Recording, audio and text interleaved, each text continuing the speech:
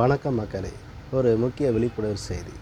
அதாவது சில பேருக்கு கண் எரிச்சலாக இருக்கும். கண்ணில் ரெட் கலர்ஸாக வரும். அதுக்கு காரணம் என்னன்னு கேட்டிங்கன்னா, உடம்புல மெயின் ஹீட்டு தான். இது இந்த ஹீட்டு இருக்கிறதுனால உடம்புல பல வியாதிகள் பரவதுக்கு வாய்ப்புகள் இருக்கிறது. அதுபோக அதனால எண்ணெய் தேய்ச்சி குளிச்சா நல்லது தான். ஆனால் யாரும் செய்கிறது இல்லை இதில் அதிகமாக பார்க்கப்படுகிறது. இதில் ஆயுர்வேதிக் கடைகளில் கிடைக்கக்கூடிய ஒரே ஒரு பொருள் இளநீர் குழம்பு.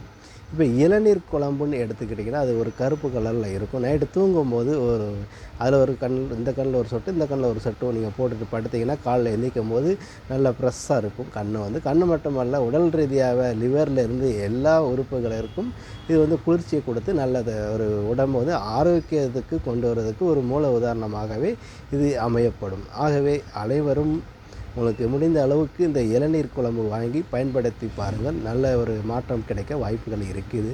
அது இளநீர் குழம்பு கிடைக்கவில்லை என்றால் நேத்திரம்பூண்டு தைலம் வந்திருக்கிறது.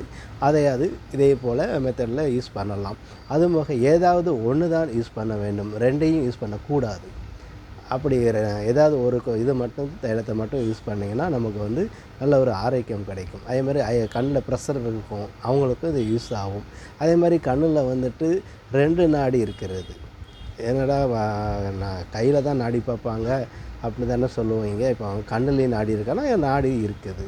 அப்போ என்ன நாடின்னா வர்ம நாடி, உயிர் நாடி. வர்ம நாடி, உயிர் நாடி 2 நாடி உள்ளது.